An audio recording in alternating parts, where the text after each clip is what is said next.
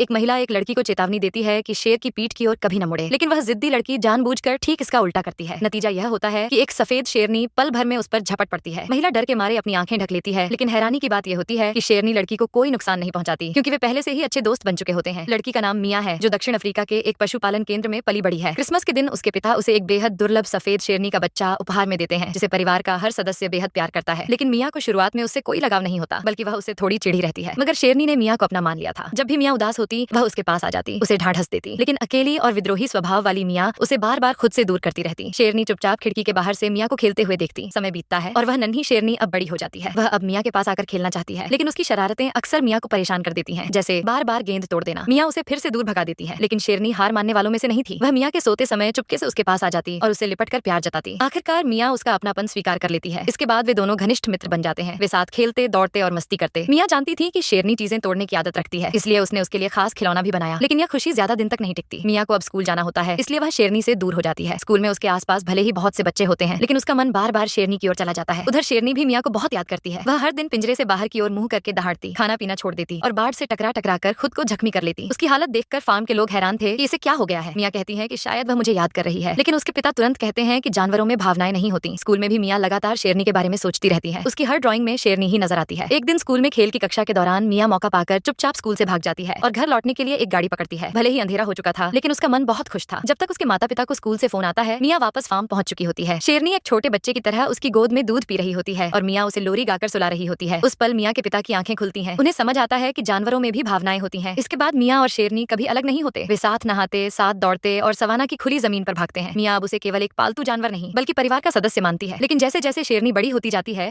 उसकी जंगली प्रवृत्ति भी बढ़ती जाती है। एक दिन वह एक पर्यटक पर झपट पड़ती है। मिया के पिता को डर होता है कि कहीं वह